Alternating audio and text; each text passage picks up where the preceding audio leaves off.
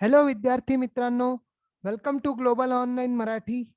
मी Rahul sir आज तुमच्यासाठी घेऊन आलो आहे मार्केटिंग मॅनेजमेंटचा पार्ट 5. आय होप आपण चांगले असाल आणि खूप चांगल्या जोरात आपली प्रिपरेशन सुरू असेल. तर आजपासनं आपण आपला युनिट 7 जो आहे मार्केटिंग मॅनेजमेंट, ज्याच्यात काही ॲडव्हान्स कन्सेप्ट्स आहे ते आपण सुरू करणार आहे. आपला हा पार्ट 5 आहे, पण याच्यात आपण आपले जे युनिट 7 आहे त्याचे कन्सेप्ट डिस्कस करणार आहे. तर याच्या आधी मी मार्केटिंग मॅनेजमेंटवर 4 व्हिडिओज ऑलरेडी आपल्याला दिले आहे. जर ते आपण नसेल पाहिले तर ते आपण डिस्क्रिप्शनमध्ये त्यांचे लिंक्स उपलब्ध आहे, ते आपण पाहू शकता. तर चला सुरू करू. सुरुवात करण्याआधी तुमच्यासाठी एक महत्त्वाची सूचना, की महाराष्ट्र सेट 2022च्या तयाऱ्या ऑलरेडी आपल्या प्लॅटफॉर्मवर सुरू आहे आणि आमचा जर complete course on management for Maharashtra set 2022 हा सुरू झालेला आहे.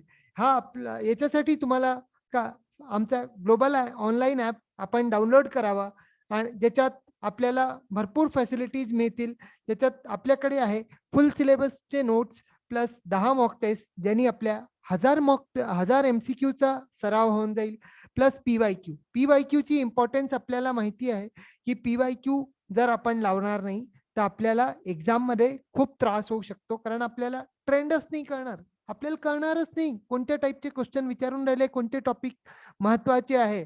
कारण या परीक्षेचा सगळ्यात मोठा हे आहे, की आपल्याला महत्त्वाचे टॉपिक आणि त्याच्यात किती फ्रिक्वेंटली टॉपिक रिपीट होऊन राहिले हे आपल्याला कळणं फार महत्त्वाचं आहे. कधी-कधी असंही असलं, की आपलं जर नशीब जोरावर असलं, तर सेम क्वेश्चन तसाचा तसा रिपीट होऊ शकतो. तर आपलं फुल सिलेबसवर व्हिडिओ लेक्चर सुद्धा उपलब्ध आहे. हे जर कोर्स तुम्ही घेता, तर याच्यासोबत तुम्हाला पेपर 1 पूर्णपणे फ्री भेटेल. एकही रुपया त्याच्यासाठी आपल्याला खर्च करावा लागणार नाही. आणि सगळ्यात चांगली गोष्ट म्हणजे सध्या होळीच्या निमित्त आपल्याकडे ऑफर आलेला आहे, की हा कोर्स तुम्हाला 5,000 च्या ऐवजी फक्त 4,000 रुपयाला भेटत आहे. होळीनंतर हा ऑफर राहील की नाही हा आपल्याला सांगता नाही येणार. पण असं नाही म्हणायचं मग, की सर तुम्ही आपने तो बताया ही नहीं कि होली के बाद ये ऑफर एक्सपायर हो जाएगा. कारण आतापर्यंत हा ऑफर 31 मार्च 2022 पर्यंत होता. पण मॅनेजमेंटकडनं आम्हाला कळवण्यात गेल्यात आहे, की कदाचित होळीनंतर हा ऑफर एक्सपायर होऊन जाईल. आपण जर हा कोर्स घेतो तर आपल्याला इमिडिएट WhatsApp ग्रुपमध्ये ॲड करण्यात येईल आणि आपल्याला कोर्सबद्दल काहीही इम्पॉर्टंट माहिती हवी असेल किंवा बॅचला जॉइन करण्यात काही त्रास होत असेल, तर आपण खाली दिलेल्या नंबरला WhatsAppच्या माध्यमातून कॉन्टॅक्ट करू शकतो. चला, आपल्यासाठी अजून एक इम्पॉर्टंट अनाउन्समेंट आहे, की आपल्या ॲपमध्ये ग्लोबल ऑनलाईन ॲपमध्ये एक इव्हॅल्युएशन टेस्ट नावाचा नवीन फीचर आलेला आहे. आपल्या तयारीत आपल्याला कितपत आलं, कितपत नाही समजतं आहे. आपण कन्सेप्ट्सला किती चांगल्या पद्धतीने अप्लाय करू शकत आहे, याला जा आपल्यासाठी माहीत करणं फार आवश्यक आहे. तर इव्हॅल्युएशन टेस्ट 1 ही आपण मार्केटिंगवर ठेवली आहे. तर ज्याच्यात आपल्याला चांगल्या प्रश्नांचा सराव करता येईल. ही टेस्ट पूर्णपणे फ्री आहे. म्हणजे जे फ्री स्टुडंट्स आहे ते सुद्धा अटेम्प्ट करू शकतात आणि त्याच्यात फार चांगल्या टाइपचे क्वेश्चन्स मी दिले गेले आहे. ओके. चला, आता आपण आजचा सेशन सुरू करू. आजच्या सेशनमध्ये आपण कव्हर करणार आहे ब्रँड मॅनेजमेंट. ब्रँड मॅनेजमेंट हा टॉपिक आपण कव्हर करणार आहे, जो की फार इम्पॉर्टंट आहे आपल्या परीक्षेच्या हिशोबाने. So question 1, brand dash is customers personal opinion about a brand. म्हणजे ब्रँडचं असं काय असतं ज्याच्यात कस्टमरचा आपलाच विचार करतो कस्टमर. तर आपल्याकडे ऑप्शन ए आहे. Option A judgment, option B performance, option C image आणि ऑप्शन डी ॲटिट्यूड.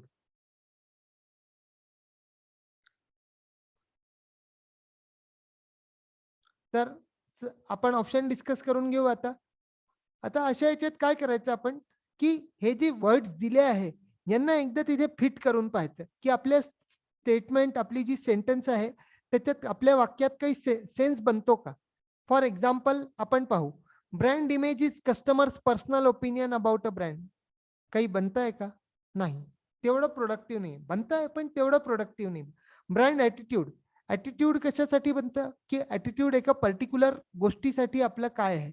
पण इथे ओपिनियननी शब्द दिलाय खाली, वाक्य जर आपण कंप्लीट वाचाल तर, पण ॲटिट्यूडही तिथे होणार नाही.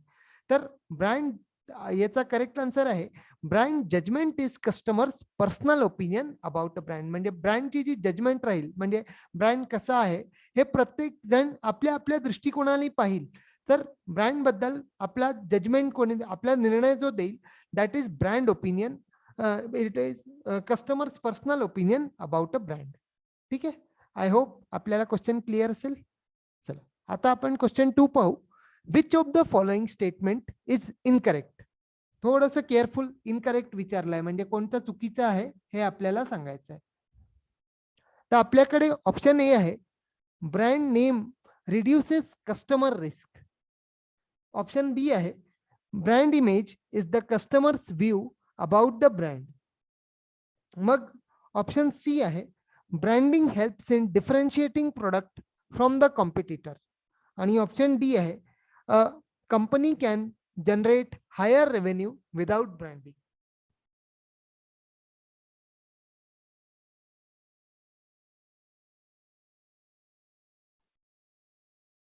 तर आपल्याकडे आपण ऑप्शन डिस्कस करू आता, की पहिला स्टेटमेंट काय म्हटलं आपल्या ऑप्शन ए जो आहे, त्यांनी म्हटलं की brand name reduces customer risk. म्हणजे एखाद्या प्रोडक्टचं काही ब्रँडचं नाव असलं तर तो तुमच्यासाठी रिस्क करेल, रिस्क कमी करेल कस्टमरसाठी.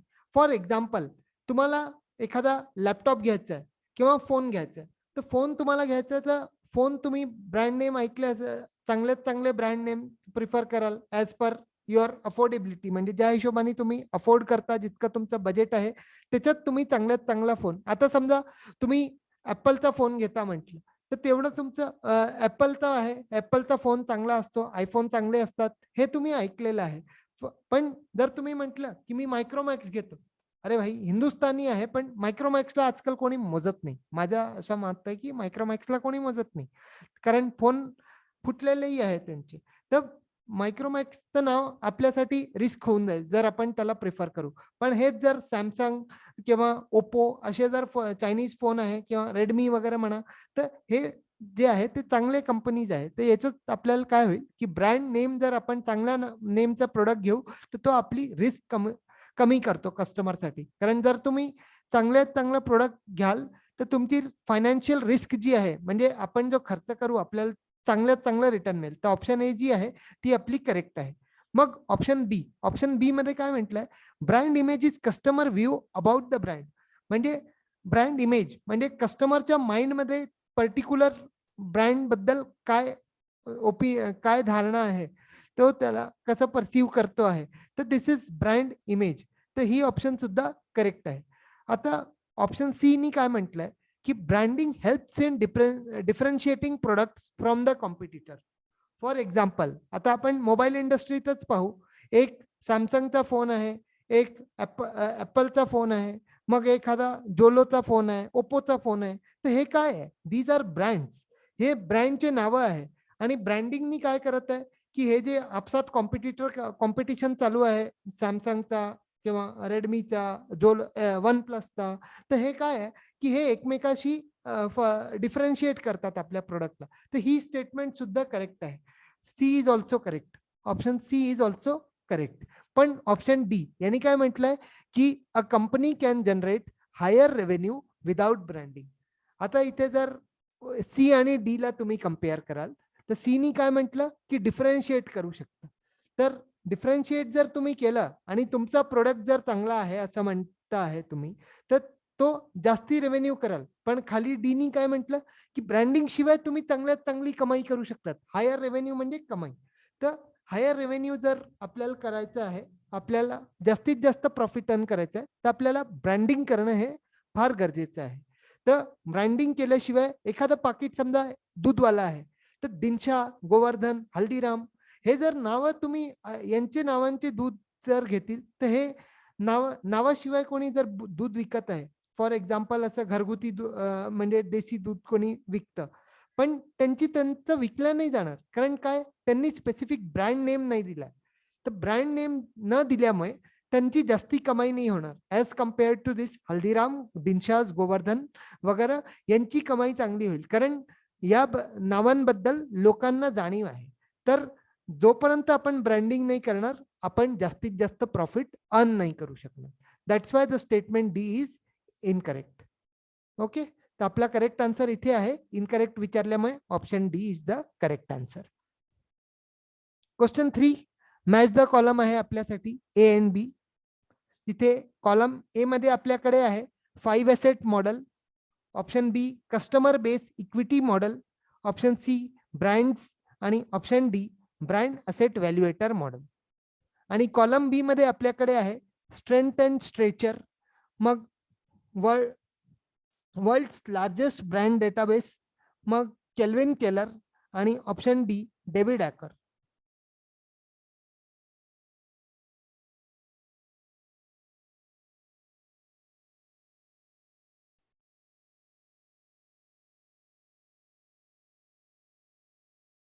आय होप इथे जे आहे ब्रँडचे जे मॉडेल्स आहे, ब्रँड इक्विटीचे जे मॉडेल्स आहे, त्यांना त्यांच्या ऑथर आणि फीचरच्या सोबत मॅच करायचं. आय होप आपल्याला उत्तर जमला असेल, किंवा नसेल जमला तरी काही हरकत नाही. पण माझं असं मत आहे की आपण एक नोटबुक ठेवावी आणि इथे जे स्टॅटिक क्वेश्चन्स येतात, स्टॅटिक क्वेश्चनसाठी आपण त्यांना नोट करावं, कारण असे प्रश्न काय आहे की हे डायरेक्ट असतात, याच्यात आपल्याला लॉजिक नाही लावावं लागत, फक्त आपल्याला नाव माहित असलं पाहिजे, ज्यांनी आपण इझिली यांचं उत्तर काढू शकतो. चला, आता आपण ट्राय करू 5 असेट मॉडेल. 5 असेट मॉडेल कोणी दिलं होतं? आकार महाराजांनी. तर 1चा आपल्याकडे डी झाला. मग customer base equity model, customer base equity model वाला कोण होता? Kelvin Keller. तर 2चा आपला सी झाला. मग ब्रँड्स हा काय आहे? जगातला सगळ्यात मोठा ब्रँडचा डेटाबेस आहे, तर 3चा बी झाला. आणि मग brand asset valuator model, brand asset valuator मध्ये 2 पॅरामीटर्स येतात, तर ते काय आहे? स्ट्रेंथ आणि स्ट्रेचर. ठीक आहे, तर DCBA. आता आपले ऑप्शन्स चेक करू आपण. तर ऑप्शन ए जो आहे, कुठे चालला, ऑप्शन ए जो आहे आपला, हा इनकरेक्ट होऊन जाईल, कारण काय, आपला 1चा इथे डी निघाला ना, इथे आहे का 1चा डी? हाही गेला, हाही गेला आणि हाही गेला. 1चा डी कुठे दिसतोय आपल्याला? फक्त डी मध्ये, ऑप्शन डी मध्ये दिसतोय DCBA, जो की आपण इथे मॅच करण्याचा प्रयत्न मॅच केला आहे. DCBA 1 2 3 4 सोबत करेक्टली मॅच झाला आहे.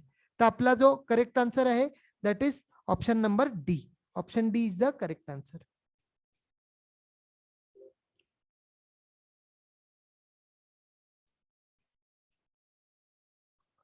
तर DCBA option D is the correct answer. Sorry, मी इथे मार्क करायला विसरून गेलो. Option D is the correct answer. चला, आता आपण पाहू की ब्रँड असेट व्हॅल्युएटर मॉडेल काय असतं. तर ब्रँड असेट व्हॅल्युएटर मध्ये 2 फीचर्स असतात. त्याचा उपयोग काय होतो की ब्रँड असेट व्हॅल्युएटर जो आहे, तो आपल्याला शब्दच कळून राहिला की इथे व्हॅल्युएटर म्हटलंय ना, तर हा काय करतो की व्हॅल्युएशन, ब्रँडची जी ब्रँड असेट जो आहे, तो ब्रँडची व्हॅल्यू माहित करतो, त्याची स्ट्रेंथ माहित करतो आणि त्याचा परफॉर्मन्स माहित करतो. कशाची तुलना? अदर ब्रँडच्या तुलनेत आपल्या ब्रँडची व्हॅल्यू काय आहे, त्याची स्ट्रेंथ काय आहे, तर हे आपण ब्रँड असेट व्हॅल्युएटरनी माहित करू शकतो. हे दिलं कोणी होतं? यंग अँड रुबिकॅम एजन्सी जी होती, त्यांनी हे दिलं होतं. त्यांनी याला नाव दिलं ब्रँड असेट व्हॅल्युएटर, म्हणजे BAV. आणि हे काय मेजर करतं? ब्रँडची व्हायटॅलिटी मेजर करतो, ब्रँडचा पोटेन्शियल मेजर करतो in terms of future growth आणि फ्युचर अँड ब्रँड पॉवर. म्हणजे ब्रँडमध्ये कितपत पॉवर आहे आणि तो फ्युचरमध्ये कसं ग्रोथ करेल आणि त्याचा पोटेन्शियल काय आहे, आपल्या ब्रँडमध्ये खास काय आहे, तर हे कोण मेजर करतं? ब्रँड असेट व्हॅल्युएटरनी हे मेजर केलं जातं. आता हे इथे 2 त्याचे पॅरामीटर्स आहे. कोणते कोणते? एक स्ट्रेंथ आहे आणि एक स्ट्रेचर आहे. तर हे ब्रँड असेट व्हॅल्युएटरचे S² आपण नाव ठेवू, स्ट्रेंथ आणि स्ट्रेचर. हे आपण लक्षात ठेवायचं. आणि याचे जर आपल्याला कंपोनेंट्स विचारले तर कंपोनेंट्सचा शॉर्ट फॉर्म काय बनवायचा आपण? कंपोनेंट्सचा आपला निमॉनिक आहे ड्रेक. जसं आपण ब्रेक म्हणतो की नाही, पण ब्रेकमध्ये आपल्याला शब्द नाही मिळणार, ब्रेक इथे जमणार नाही आपल्याला. तर आपला जो निमॉनिक राहील तो काय राहील? ड्रेक. ड्रेक म्हणजे डिफरन्सिएशन, रेलिव्हन्स, एस्टीम आणि नॉलेज. नॉलेज म्हणजे काय की आपला कस्टमर जो आहे तो ब्रँड बद्दल कितपत अवेअर आहे. मग एस्टीम म्हणजे काय की कस्टमरचं स्टेटस आपल्या ब्रँड वापरल्यामुळे किती वाढतं. मग रेलिव्हन्स म्हणजे काय की जो तुमचा कस्टमरला जे पाहिजे आहे त्याच्याशी जो मार्केट आहे, जो मार्केटला तुम्ही टार्गेट करत आहात, तर त्या टार्गेटशी आपला ब्रँड कितपत रिलेटेड आहे, तर दॅट इज रिलेव्हन्स. आणि डिफरन्सिएशन म्हणजे आपला ब्रँड जो आहे तो आपल्या कॉम्पिटिटरच्या तुलनेत कितपत वेगळा आहे. So this is differentiation. तर आपण याचे कंपोनेंट्स लक्षात ठेवायचं. आपल्याला नाव तर बनवून दिलंय मी, ड्रेक. डिफरन्सिएशन, रेलेव्हन्स, स्टीम आणि नॉलेज. हे आणि हे दिलं कोणी होतं? यंग अँड रुबिकॅम एजन्सीनी दिलं होतं. ठीक आहे. आणि याच्यात 2 पॅरामीटर्स होते. तर 2 पॅरामीटर्स कोणकोणते होते? स्ट्रेंथ आणि स्टेचर. ठीक आहे. चला आता आपण नेक्स्ट क्वेश्चन कडे जाऊ. तर याच्यात नेक्स्ट क्वेश्चन कडे आपण जाण्यापूर्वी पाहून घेऊ की ब्रँड इक्विटी म्हणजे काय. तर ब्रँड इक्विटी, कारण आपण आज सगळे ब्रँड इक्विटी मॉडेल्स आणि ब्रँडिंगशी संबंधित टर्म्सवर प्रश्न आणले. कारण इथून एक ना एक प्रश्न आपल्या परीक्षेत एक्सपेक्टेड असतो. म्हणजे तर ब्रँड इक्विटी म्हणजे काय? Brand equity is the renowned marketing theorist and the professor David ॲकरनी हे डिफाईन केलं आहे ब्रँड इक्विटी. तर ब्रँड त्याचं जे पुस्तक होतं brand equity managing brand equity, brand equity नावाचं डेव्हिड आकारचं पुस्तक होतं. त्याच्यात त्यांनी ब्रँड इक्विटीची डेफिनेशन दिली आहे. तर ब्रँड इक्विटी म्हणजे काय? A set of assets and liabilities in form of brand visibility. म्हणजे ब्रँडशी संबंधित जे असेट्स अँड लायबिलिटीज जे आपण अकाउंटिंग वगैरे मध्ये पाहतो, तर तसंच ब्रँडिंगच्या टर्म्स मध्ये इथे सांगायचं आहे. आपल्याला जे ब्रँडशी संबंधित दिसतं तर त्याचे असेट्स आणि लायबिलिटीज, ब्रँडशी संबंधित गोष्टी म्हणजे ब्रँड असोसिएशन, आणि कस्टमर तुमच्या ब्रँडच्या प्रती कितपत लॉयल आहे. तर हे सगळं जे आहे हे एक ऍड करतं किंवा सबस्ट्रॅक्ट करतं व्हॅल्यू ऑफ कंटेंट और पोटेन्शियल प्रोडक्ट और service driven by the brand. म्हणजे ब्रँड आपल्याला जे सर्व्हिस देतो आणि जो प्रोडक्ट किंवा सर्व्हिस देतो ब्रँड, त्याचे जे असेट्स आणि लायबिलिटीज असतात ती त्याच्या व्हॅल्यूमध्ये, आणि कस्टमरची लॉयल्टी असते ती त्या ब्रँडच्या व्हॅल्यूमध्ये कितपत प्लस मायनस होते. This is called brand equity. Okay. चला नेक्स्ट क्वेश्चन पाहू आपण. नेक्स्ट क्वेश्चन जो आहे स्टेटमेंट बेस्ड आहे. स्टेटमेंट बेस्ड मध्ये काय म्हटलंय की brand knowledge refers to awareness about the brand. ठीक आहे. आणि statement 2 brand personality refers to human characteristics associated with the brand. Sorry. तर आपल्याला इथे ऑप्शन ए आहे, both statement 1 and 2 are correct. मग both statement 1 and 2 R incorrect. मग statement 1 is correct but statement 2 is incorrect. आणि option D आहे, statement 2 is correct but statement 1 is incorrect.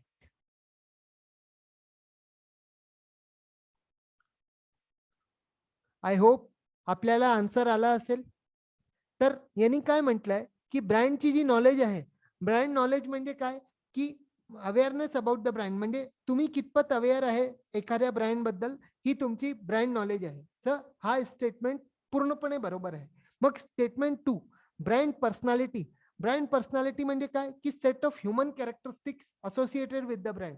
म्हणजे एखाद्या माणसाच्या मानवीय कॅरेक्टरिस्टिक्स, ज्या मानवीय खासियत आहे एका ब्रँडशी संबंधित, ते काय आहे? Brand personality. जसं वेगळे वेगळे जसं आपले लीडर्स आहे, तर ते काय आहे? They are their own personality, they our own brand. जसं आपले मोदीजी आहे किंवा अजून दुसरे जे मिनिस्टर्स जे आहे, मोठे मोठे लोक जसे APJ अब्दुल कलाम होते, ज्यांनी पुस्तकं वगैरे लिहिले आहे.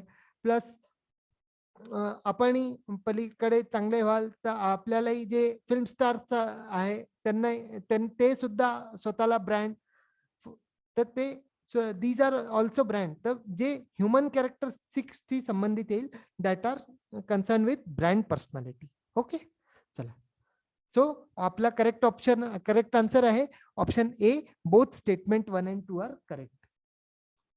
ठीक आहे, हे तिन्ही चुकीचे आहे. आता आपण 5th क्वेश्चन पाहू. Which of the following is not an element of brand identity. Brand identity म्हणजे एखाद्या ब्रँडला कसं ओळखायचं, तर याच्याशी संबंधित एलिमेंट कोणता नाही आहे हे आपल्याला सांगायचं. तर आपल्याकडे ऑप्शन्स आहे. Option A logo, option B symbol, option C trademark आणि option D none of the above.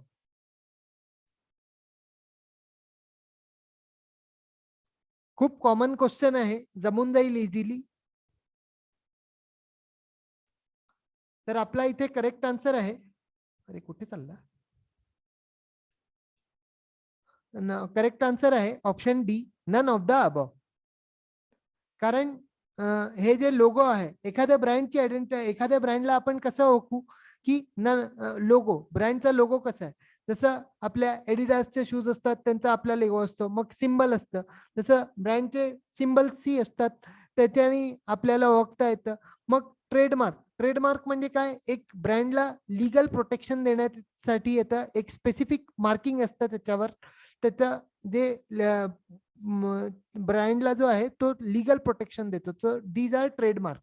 तर हे तिन्ही जे आहे ए बी सी, तर ते तिन्ही जे आहे ते ब्रँडचे आयडेंटिटीचे एलिमेंट्स आहे. आणि आपल्याला इथे काय विचारलंय, कोणतं नाही आहे. सो आपला करेक्ट आन्सर जो आहे तो option D none of the above हा करेक्ट आन्सर आहे. चला, question 6. Match the column A and B. आज म्हणाल सर किती मॅच द कॉलम घेऊन आले आहे. आणि मॅच द कॉलम हे मला शिकवायचं आहे आपल्याला, की सोप्या तऱ्हेने मॅच द कॉलमला कसं करावं हे मला तुम्हाला शिकवायचं आहे. म्हणून मी मॅच द कॉलमचे क्वेश्चन्स आता जास्ती आणतो. आता आपण एक सिरीज करू. त्याच्यात कसं करायचं की एका याच्यात पूर्ण स्टेटमेंट वाले राहतील, एका याच्यात साधे वन वाले वर्ड राहतील, एलिमिनेशन वाले राहतील आणि एका याच्यात मॅच द कॉलम राहतील. ठीक आहे, आपलं मार्केटिंग संपल्यावर असा एक सिरीज आपण आणू. ठीक आहे, चला. आता आपला ऑप्शन ए काय, कॉलम ए मध्ये काय काय आहे, what about you and me. मग आपल्याकडे 2 आहे, who are you. Option 3 what are you आणि ऑप्शन 4 जो आहे व्हॉट अबाउट यू. मग ऑप्शन कॉलम बी मध्ये आहे आपला रिलेशनशिप, मग आयडेंटिटी, मग रिस्पॉन्स आणि ऑप्शन डी आहे मीनिंग. थोडा कॉमन सेन्स लावा इथे. आपण जसं वर्ड इंग्लिश ग्रामर, इंग्लिश लँग्वेजच्या प्रमाणे आपण याला इझिली सॉल्व्ह करू शकता.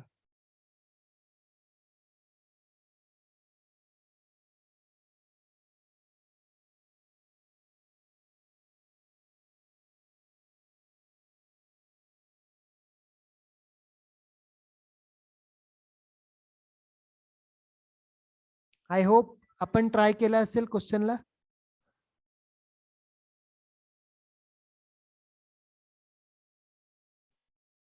तर इथे आपले ऑप्शन्स काय आहे, तर जसं सगळ्यात पहिले आपण टार्गेट करू हु आर यू ला. कारण हु आर यू कशाशी संबंधित आहे, हु आर यू आहे आयडेंटिटी. कोणाचं नाव विचारायचं असेल किंवा काही हे विचारत असेल, व्हॉट इज युअर नेम, जर आपण नॉर्मली विचारतो, पण आपल्याला तसंही अजून दुसऱ्या पद्धतीने विचारता येतं ना, की हु आर यू असंही विचारता येतं ना. तर हे 2चा बी होऊन जाईल. ठीक आहे, मग what are you. What are you म्हणजे काय, की तुम्ही काय करता. तर what are you this is concern with brand meaning. तर आपल्या सॉरी इथे बनवून दिलं तर कसं की आपल्याला क्लिअरली समजतं बिलकुल. 2चा आपला बी झाला आहे आणि 3चा आपला होईल डी. ठीक आहे, आणि what about you.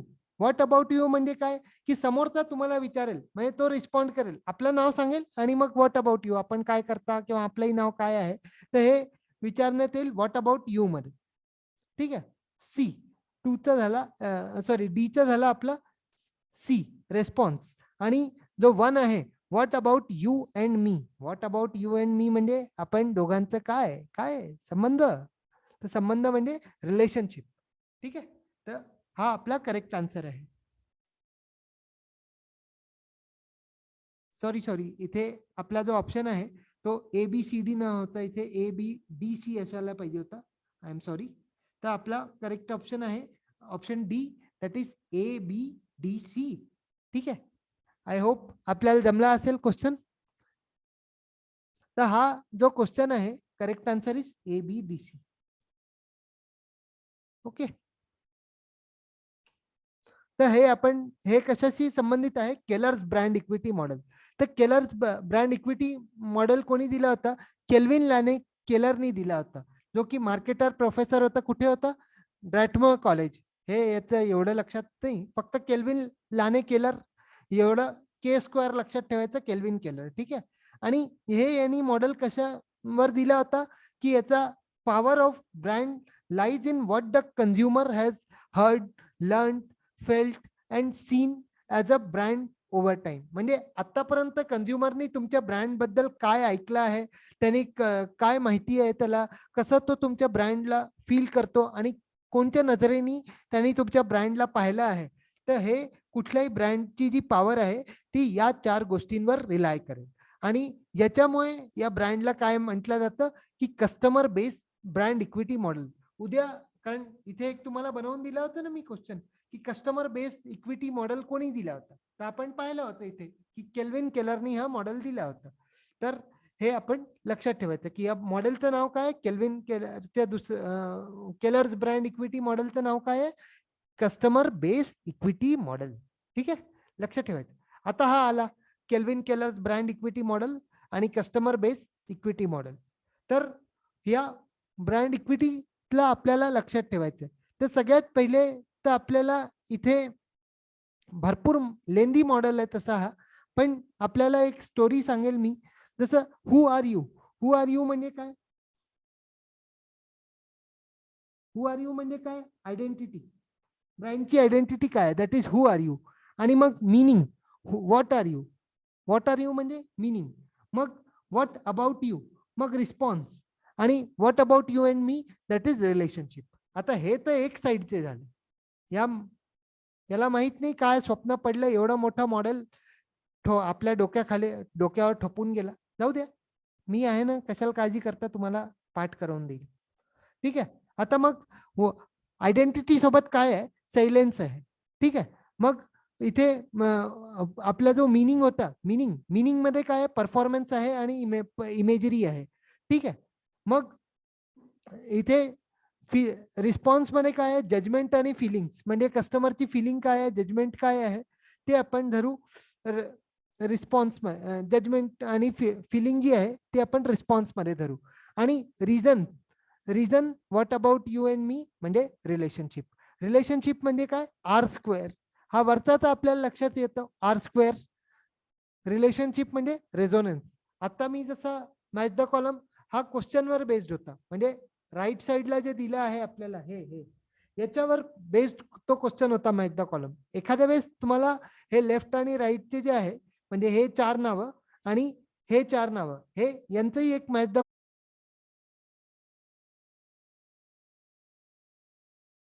All these are elements of Aaker's brand equity model except. तुम्ही म्हणाल सर आज काय आणलाय तुम्ही, किती मॉडेलवर मॉडेल काय करू बाबा.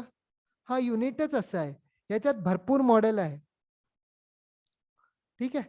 पण आपण टेन्शन नाही घ्यायचं, आपण प्रत्येक मॉडेल आपला रिवाइज करू आणि समजण्याचा प्रयत्न करू. ठीक आहे. तर इथे आपल्याकडे मॉडेलमध्ये म्हटलंय की आकारच्या ब्रँड इक्विटी मॉडेलमध्ये काय नाहीये. तर आकारच्या ब्रँड इक्विटी मॉडेलमध्ये आपल्याकडे ऑप्शन्स आहे perceived quality, brand loyalty, proprietary assets आणि ब्रँड आयडेंटिटी. ठीक आहे. हे 4 एलिमेंट्स आहेत. तर आपल्याला सांगायचं आहे कोणतं नाहीये. तर ॲकरचा जो ब्रँड इक्विटी मॉडेल आहे याच्यात आपले हे जे ABC आहे हे तिन्ही एलिमेंट्स आहे. म्हणजे ब्रँड क्वालिटी, परसिव्ड क्वालिटी सुद्धा एकरच्या मॉडेलमध्ये येतं, ब्रँड लॉयल्टी सुद्धा एकरच्या मॉडेलमध्ये येतं आणि प्रोप्रायटरी असेट म्हणजे कॉम्पिटिटिव्ह ऍडव्हान्टेज काय आहे आपल्याकडे, हे सुद्धा एकरच्या मॉडेलमध्ये येतो. पण ब्रँड आयडेंटिटी जो आहे हा एकरच्या मॉडेलमध्ये नाही येत. This is a separate term. तर आपला जो ऑप्शन नंबर डी आहे, option D is the correct answer. Okay, चला, option D is the correct answer. Brand equity हे एकरच्या मॉडेलमध्ये नाही येत. आता आपण एकर मॉडेल पाहून घेऊ.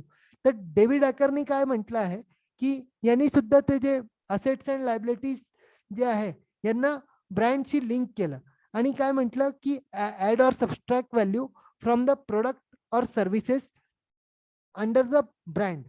प्रोडक्ट और services under the brand, this is called brand equity. तर त्यांनी काय केलं की एक ब्रँड इक्विटीचा मॉडेल डेव्हलप केला आणि याला काय म्हणतात 5 असेट मॉडेल सुद्धा म्हटलं जातं. देअर फोर त्याच्यात 5 ब्रँड इक्विटीचे संबंधित कंपोनेंट्स टाकले. आता हा पहा, हा एवढा मोठा ब्रँड इक्विटी मॉडेल आहे, पण आपल्याला याच्या जास्ती आत जायची गरज नाहीये. आपल्याला फक्त एवढं लक्षात ठेवायचं की याच्यात काय काय येतं. तर काय काय येतं, ब्रँड लॉयल्टी येतं, ब्रँड अवेअरनेस येतं, मग परसिव्ड क्वालिटी येतं, ब्रँड असोसिएशन येतं आणि ब्रँड आणि प्रोप्रायटरी असेट. तर याच्यात आपण हे निमोनिक बनवू AQA आणि लकवा. लकवा माहिती आहे ना, लकवा आजार हे असतं, लकवा आजार बिमारी असते, कोणाला होऊ नये, पण लकवा जी आहे ही आपली निमोनिक आहे. म्हणजे काय, ब्रँड लॉयल्टी, ब्रँड अवेअरनेस, मग परसिव्ड क्वालिटी, मग ब्रँड असोसिएशन आणि प्रोप्रायटरी असेट्स. ठीक आहे, PA. म्हणजे कसं लक्षात ठेवायचं, आकारला लकवा मारला होता. ठीक आहे, आकारला लकवा मारला होता म्हणजे आपल्या लॉयल्टी, असं अवेअरनेस, क्वालिटी, असोसिएशन्स हे 4 लक्षात राहिले आणि 5वा काय होता, प्रोप्रायटरी असेट्स. आकारचा जो PA होता, जो पर्सनल असिस्टंट होता, त्याला लकवा मारला होता, असं लक्षात ठेवायचं. ठीक आहे, म्हणजे आपला 5वा तर आपल्या लक्षात राहील, आकारचा PA. म्हणजे आकारचा जो PA होता पर्सनल असिस्टंट, म्हणजे आपल्यासाठी काय आहे तो प्रोप्रायटरी असेट, त्याला लकवा मारला होता. ठीक आहे, हा असं लक्षात ठेवायचं. म्हणजे लॉयल्टी, अवेअरनेस, क्वालिटी आणि असोसिएशन. ठीक आहे, आता याच्या आत जायची गरज नाही, पण तरी एकदा मी सांगून देतो. लॉयल्टी मध्ये काय येतं की जसं मार्केटिंग कॉस्ट तुम्ही कमी करता, मग ट्रेड लिव्हरेज असतं, मग ब्रिंगिंग न्यू कस्टमर, नवीन कस्टमर आणता आणि time to respond to the competitor brand. ठीक आहे, मग अवेअरनेस मध्ये काय आहे की असोसिएशन अँकर्स फॅमिलियारिटी, मग सबस्टॅन्शियालिटी, मग कस्टमर्स कन्सिडरेशन. मग क्वालिटीमध्ये काय येतं, क्वालिटीमध्ये म्हणजे का बरं घ्यावं, रिझन टू बाय, मग ब्रँड पोझिशन काय आहे, प्राइस काय आहे, वाईड अवेलेबिलिटी आहे की नाही, मग नंबर ऑफ एक्सटेन्शन्स. आणि ब्रँड असोसिएशन मध्ये काय आहे, मग रिट्रीव्ह इन्फॉर्मेशन, एखादी इन्फॉर्मेशन तुम्ही पटकन कशी रिट्रीव्ह करू शकता फ्रॉम कस्टमर्स मेमरी, म्हणजे कस्टमर्सच्या डोक्यातनं एखादी इन्फॉर्मेशन पटकन कशी रिट्रीव्ह करू शकता. आणि मग काय, ऑनलाईन ड्राईव्ह परचेस, म्हणजे कोणती अशी गोष्ट आहे जी त्याला परचेस करायला लावते. मग ऍटिट्यूड कसा आहे कस्टमरचा आणि नंबर ऑफ एक्सटेन्शन. आणि जो प्रोप्रायटरी असेट आहे तो एक त्यांनी चांगलं काम केलं की याच्यात एकच गोष्ट दिली आपल्याला, दॅट इज कॉम्पिटिटिव्ह ऍडव्हान्टेज. ठीक आहे, नेक्स्ट क्वेश्चन पाहू आता आपण. विच ऑफ द फॉलोइंग, हा ऑफ आहे इथे, विच ऑफ द आहे, या ओजी नाही आहे. ठीक आहे, which of the following statements are not correct.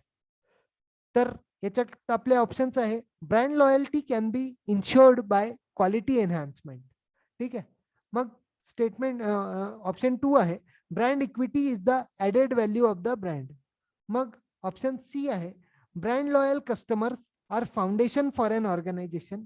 आणि ऑप्शन D आहे, brand image symbolises from reality.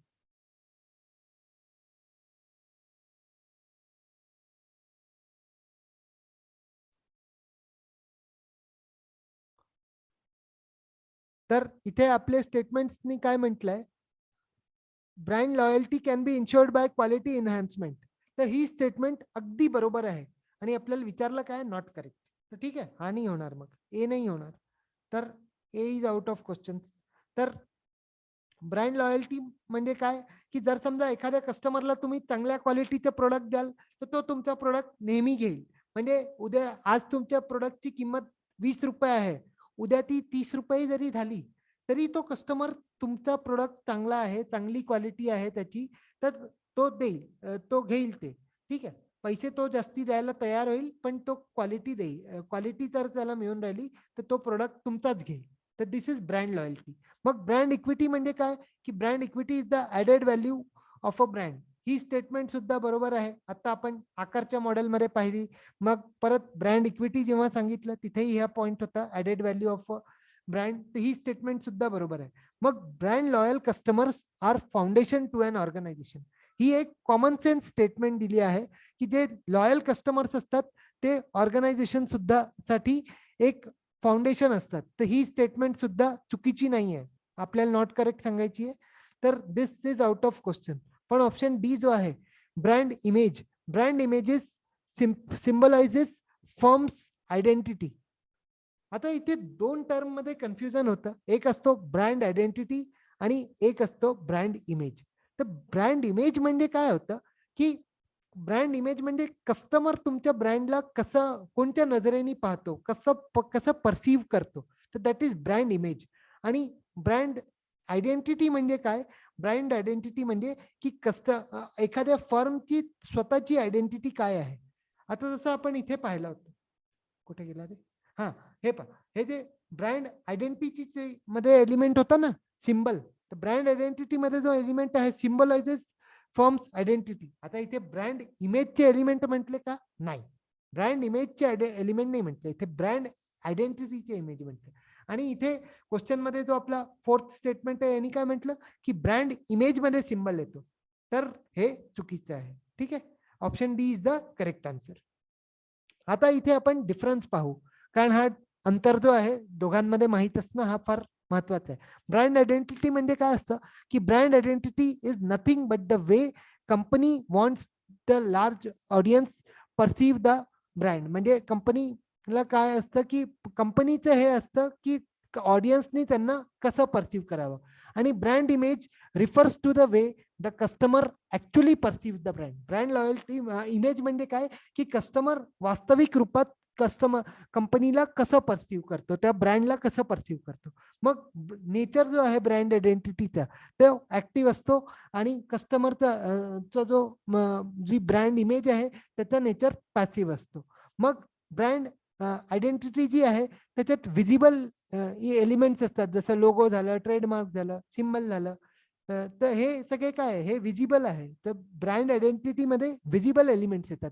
आणि जो ब्रँड इमेज असतो त्याच्यात बोथ व्हिज्युअल आणि ब्रँड असोसिएशन हे दोन्ही ब्रँड इमेज मध्ये येतात. ठीक आहे. मग इंडिकेट्स, ब्रँड आयडेंटिटी काय सांगतो आपल्याला, फॉर्म्सची रियालिटी सांगतो. ब्रँड आयडेंटिटी फॉर्म्सची रियालिटी सांगतो. आणि जो ब्रँड इमेज आहे तो कस्टमरचा परसेप्शन सांगतो. दिस स्टेटमेंट इज रॉंग. म्हणजे जी स्टेटमेंट डी होती ती आपली याच्यामुळे रॉंग झाली, की ब्रँड इमेज जी आहे ती कस्टमर फॉर्मची रियालिटी सांगते, पण ब्रँडची रियालिटी, फॉर्मची रियालिटी कोण सांगते, ब्रँड आयडेंटिटी, ना की ब्रँड इमेज. सो तिथे जर ब्रँड इमेज कस्टमर रियालिटी असतं, कस्टमरची रियालिटी, तर मग तो स्टेटमेंट बरोबर झाला असतं. ठीक आहे. आता आपल्याला फिफ्थ पॉइंट काय आहे, की ब्रँड आयडेंटिटी कशावर डिपेंड करते, ब्रँड आयडेंटिटी डिपेंड करते how the company presents itself. म्हणजे कंपनी स्वतःला प्रेझेंट कसं करते हे हे कशावर निर्भर करेल, ब्रँड आयडेंटिटीवर. आणि ब्रँड इमेज जी आहे तर what are the customers experiences with the brand. म्हणजे कस्टमरनी ब्रँडला कसा अनुभव केला आहे तर ते कोण सांगेल, ब्रँड इमेज सांगेल. ठीक आहे. आणि ब्रँड आयडेंटिटीचा मेन फोकस कशावर असतो, की लुकिंग बॅक. म्हणजे brand image forward backward looking करतं. आणि जे ब्रँड इमेज असतं ते ते फॉरवर्ड लुकिंग असतं आणि ब्रँड आयडेंटिटी बॅकवर्ड लुकिंग असतं. ठीक आहे. हे पॉइंट लक्षात ठेवायचं, कारण असा पॉइंट जो आहे तो स्टेटमेंट मध्ये बनतो आपला. ठीक आहे. Customer identity, sorry, brand image जो आहे, कारण कस्टमर ब्रँडला काय करेल, समोरून पाहिल ना, ब्रँडच्या मागे जाऊन तर पाहणार नाही की ब्रँड कसा दिसतो, काय दिसतो, तर ब्रँडला समोरून परसिव्ह केलं जाईल. तर हे brand image is looking ahead. आणि ब्रँड आयडेंटिटी जी आहे, तर ब्रँड आयडेंटिटी ही लुकिंग बॅक आहे. कारण कंपनी काय आहे की आपल्या सगळ्या गोष्टी इव्हॅल्युएट करत राहील की मी बरोबर माझं प्रोडक्ट बरोबर आहे की नाही, मी सर्व्हिस बरोबर देत आहे की नाही. तर इट इज लुकिंग बॅक. ठीक आहे, कारण कंपनी ही लगातार इव्हॅल्युएट करत राहील आणि इमेज मध्ये कस्टमर जो आहे तो परसिव्ह करत राहील. ठीक आहे, आय होप हा डिफरन्स आपल्याला कळला असेल. आता आपला क्वेश्चन 9 आहे, another way of getting the brand revitalised through. म्हणजे एखाद्या ब्रँडला आपल्याला जर पुन्हा मार्केटमध्ये आणायचं असेल तर आपण काय करू. तर आपल्याकडे ऑप्शन ए आहे ब्रँड पोझिशनिंग, ऑप्शन बी ब्रँड रिकॉल, मग ऑप्शन सी ब्रँड असोसिएशन आणि ऑप्शन डी ब्रँड रिपोझिशनिंग. तर आपल्याकडे ऑप्शन ए जे दिले आहे, आय होप आपण ट्राय केलं असेल. तर ब्रँड रिकॉल म्हणजे काय की एखाद्या कस्टमरला एखाद्या ब्रँडची आठवण आणून देणं. तर हा तर होणार नाही, कारण आपल्याला पूर्ण मोठ्या प्रमाणात त्या ब्रँडला आपल्या कॉम्पिटिटरच्या टक्कर द्यायची. रायव्हल म्हटलं ना, तर रायव्हल म्हणजे काय, आपला जो कॉम्पिटिटर आहे त्याला. ब्रँड पोझिशनिंग सुरुवातीत होईल, कारण सुरुवातीत ज्यांनी आधी जसं ब्रँड मार्केटमध्ये जेव्हा पहिल्यांदा आला तेव्हा जे त्यांनी पोझिशनिंग केलं होतं, दॅट इज ब्रँड पोझिशनिंग. ठीक आहे, मग हेही नाही होणार. मग ब्रँड असोसिएशन म्हणजे कस्टमर स्वतःला ब्रँडशी कसं लिंक करतो, दॅट इज ब्रँड असोसिएशन. जसा नोकियाचा साऊंड असतो ना, टुंग टुंग टुडुंग, तर हे दॅट इज ब्रँड असोसिएशन. आणि ब्रँड रिपोझिशनिंग म्हणजे पुन्हा आपल्या ब्रँडला पूर्णपणे रिन्यू करून वेगळ्या पद्धतीने पोझिशनिंग जी करण्यात येईल, कारण ज्यांनी आपला जो रायव्हल कस्टमर आहे त्याला आपल्याला टक्कर देता येईल.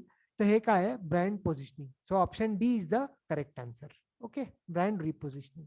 आता ब्रँड रिपोझिशनिंग म्हणजे काय असतं की brand repositioning is done when company changes the brand status in the marketplace. म्हणजे कंपनी आपल्या ब्रँडचं स्टेटस बदलते मार्केटमध्ये. So this is called brand रिपोझिशनिंग.